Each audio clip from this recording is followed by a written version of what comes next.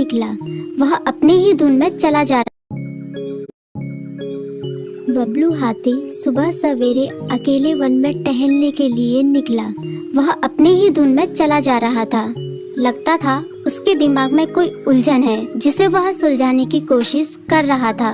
सड़क पर आगे बढ़ते ही उसके सामने चीकू खरगोश भागा। बबलू का पैर उसके ऊपर पड़ने ही वाला था कि चीकू जोर से चिल्लाया। उसकी आवाज सुनकर बबलू ने अपना पैर पीछे खींच लिया। कहाँ खोए हो बबलू भाई? कहीं नहीं, बस कुछ ऐसे ही सोच रहा था। किस बारे में? तुम जानकर क्या करोगे? शायद मैं तुम्हारी कुछ मदद कर सकूं। तुम तो जानते हो आजकल वन में कितनी चोरियां हो रही हैं, पर चोर का कोई अता पता ही नहीं है। इस बात को लेकर वन के सारे प्राणी चिंतित थे। वे वहाँ खुद को सुरक्षित महसूस नहीं कर रहे थे। अरे चीकू भाई, हम मजबूर हैं। हम चोर को पकड़ ही नहीं पा रहे हैं। वह बहुत चालाक है और अपने काम को बड़ी कुशलता से अंजाम दे रहा है। कहीं कोई सबूत ही नहीं छोड़ रहा। हमारे राजा इस बात को लेकर बहुत चिंतित हैं। यही कारण है कि हम सब इस बारे में सोच रहे हैं। अब तुम मेरी इसमें क्या मदद कर सकते हो? मैं कुछ सोचता हूँ, हो सकता है मुझे कोई उपाय सूझ जाए। प्रयास करने में कोई हर्ज तो नहीं है। तुम ठीक कहते हो चीकू, लेकिन वन के गुप्तचर भी अभी तक इसका कोई हल नहीं निकाल सके। इतना कहकर वे चुप हो गए। बबलू की बातों ने चीकू को सोचने के लिए मजबूर कर दिया। चीकू को उदास देखकर बबलू बोला, तुम अपना मन छोटा मत करो। मुझे अच्छा लगा कि तुमने मेरी परेशानी को समझा। कभी मैं भी इस वन के लिए गुप्तचर का काम करता था। एक बार मेरी टांग टूट जाने से मेरे अंदर फुर्ती नहीं रही। तब से मैंने यह काम छोड़ दिया। चीकू, तुम चाहो तो यह काम दोबारा कर सकते हो। वन के प्राणी ज्यादातर दिन में भोजन की तलाश करते हैं, वे रात को आराम करते हैं। तुम दिन रात दोनों में ही भोजन की तलाश में निकल सकते हो सकता है रात को तुम्हें कुछ ऐसी बातों का पता चल जाए जो हमारे काम की हो। हाँ बबलू, तुम ठीक कहते हो। मैं आज रात को वन में घूमकर इस बात का पता करने की कोशिश करता हूँ। थोड़ी देर बातें करके चीकू अपने बिल की ओर बढ़ गया और बबलू अपने रास्ते चला गया। चीकू के दिमाग में अभी तक बबलू की कई बातें घूम रही थी। उसे समझ नहीं आ रहा था वह बबलू की मदद कैसे करे। दिन भर वह उसी उधेड़-बुन में लगा रहा।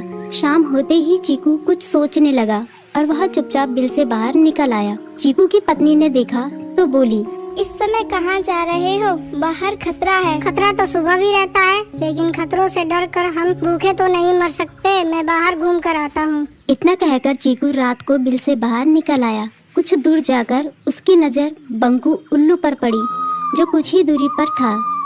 वह पेड़ की डाल पर बैठा अपनी गर्दन चारों तरफ घुमा रहा था। वह तेजी से पेड़ की एक डाल से दूसरी डाल पर उड़ रहा था। बंकू की नजर उस पर नहीं पड़ी थी।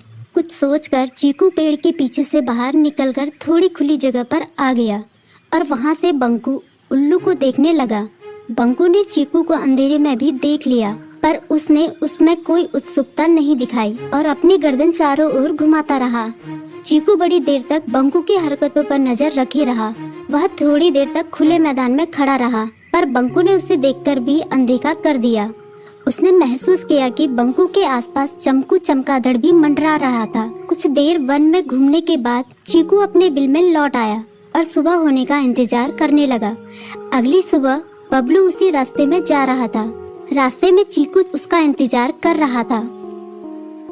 आज बड़ी जल्दी आ गए बबलू। हाँ, आजकल मुझे चिंता की वजह से नींद नहीं आती। कोई नई खबर है क्या? यकीन से तो मैं नहीं कह सकता, पर मैं तुम्हें ऐसे प्राणी का नाम बता सकता हूँ जो शायद चोरों की मदद कर रहा है। कौन है वो?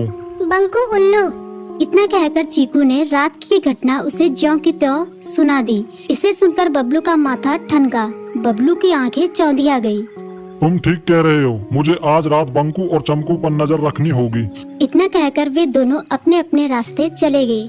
बबलू रात को अपने साथियों के साथ बंकू पर नजर गड़ाए रहा। उसकी संदिग्ध गतिविधियों को देखकर बबलू ने उसे उसके साथियों चंकी और संकी लोमड़ के साथ पकड़ लिया। बबलू ने सख्ती से पूछताछ करनी शुरू कर दी। तुम इस समय बंकू चमकू के साथ क्या कर रहे हो? हम चारों दोस्त हैं, इसलिए साथ बैठकर बातें कर रहे हैं। चमगादड़ और उल्लू की दोस्ती तो समझ में आती है, पर लोमड़ के साथ दोस्ती कैसे हो सकती है? सख्ती से पूछने पर दोनों ने अपना जुर्म कबूल कर लिया और सभी चोरियों के बारे में बताया जो उन्होंने कुछ दिन पहले वन में की थी। बबलू ने उनके चोरी का सारा सामान भी बरामद कर लिया। बंकू और चमकू को अभी तक समझ में नहीं आ रहा था कि वो इतनी आसानी से कैसे पकड़ में आ गई।